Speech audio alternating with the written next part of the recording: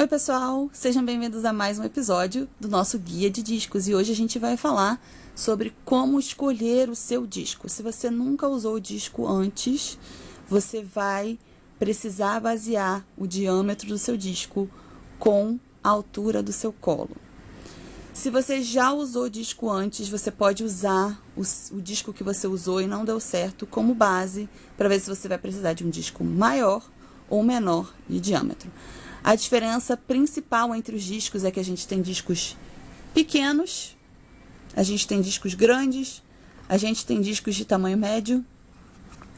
E isso vocês podem ver num vídeo que tem aqui no canal, na playlist de discos, mostrando todos os modelos que a gente tem disponíveis no Brasil atualmente, lado a lado. Eu acho que esse era o único disco que não estava lá, que é o disco da Yooper, porque foi lançado depois que eu fiz o vídeo. Então, se esse disco não estiver lá, esse disco tem cerca de 70 milímetros de diâmetro e ele tem o mesmo diâmetro do Korui A.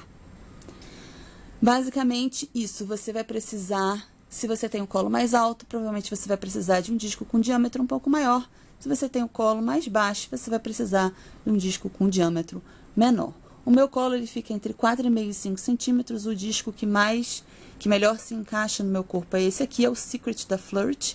Ele é um disco pequenininho. O Luma P também é um disco que se encaixa melhor no meu corpo.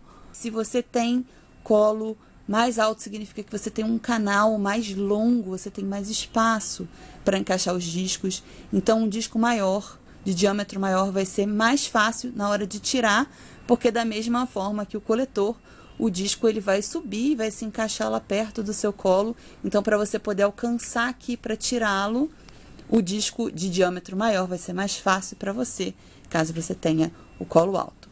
Então, a gente escolhe disco baseado na altura do nosso colo, para justamente não ter dificuldade na hora de tirar e não ter dificuldade na hora de encaixar. Quando ele fica muito grande, ele fica bem desconfortável, pode causar incômodo e pode causar também um pouquinho de dor.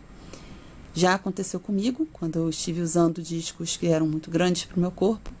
E no caso de você precisar de um disco grande e comprar um disco muito pequeno, provavelmente na hora de tirar você vai ter muita dificuldade aí de alcançar a borda dele.